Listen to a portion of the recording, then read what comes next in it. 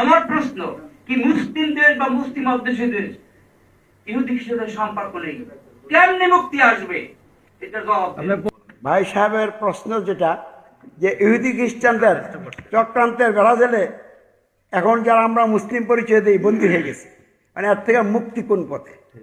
আসলে মুক্তির একটাই পথ। আল্লাহ রসুল হযরত মুহাম্মদ সাল্লাল্লাহু আলাইহি ওয়াসাল্লাম যেভাবে জাহিলাতের অন্ধকার থেকে লুপ্তিতে মুক্ত করেছিলেন, ঠিক সেভাবেই মুক্ত করা সম্ভব।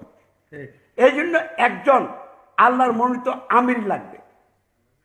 কারণ যেহেতু হযরত মুহাম্মদ সাল্লাল্লাহু আলাইহি ওয়াসাল্লাম সর্বশেষ নবী এবং রাসূল, আর কোনো নবী রাসূল আসবেন না, এই জন্য একজন আমির প্রয়োজন হবে, যিনি মূলত আল্লাহর মনোনীত হবেন।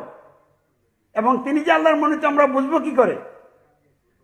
তিনি সকল জাহিলাতের বিরুদ্ধে অবস্থান নেবেন, আল্লাহ রসুল যে দাওয়াত দিয়েছিলেন ওই দাওয়াত দিবেন, এবং আল্লাহ রসুল দাওয়াত কবুলকারীদেরকে নিয়ে প্রতিষ্ঠিত সকল জাহিলি সমাজের বিরুদ্ধে যেভাবে সমাজ গঠন আন্দোলন গড়ে তুলেছিলেন, তিনি ঠিক সেভাবে আন্দোলন গড়ে তুলবেন।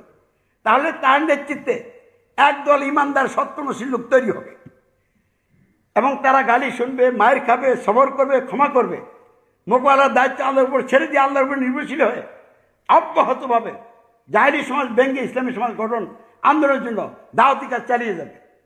চূড়ান্ত পর্যায়ে সারা দুনিয়ার সকল জাহিলাতের ধারক বাহক অনুসারীরা ঐক্যবদ্ধ হয়ে এই আমির এবং এই আমিরের নেতৃত্বের আনুগত্যে যারা ঐক্যবদ্ধ, তাদেরকে নিচ্ছিন্ন করার পদক্ষেপ নেবে। আর তখনই আল্লাহ রাব্বুল আলামিন তাদেরকে নিচ্ছিন্ন করে আমিরের নেতৃত্বে ইমানদারদেরকে যেখানে তিনি ইসলাম প্রতিষ্ঠা করতে চান রাষ্ট্রীয় নেতৃত্বে বসাই দিবেন, দুনিয়ার কোনো শক্তি ঠেকিয়ে রাখতে পারবে না।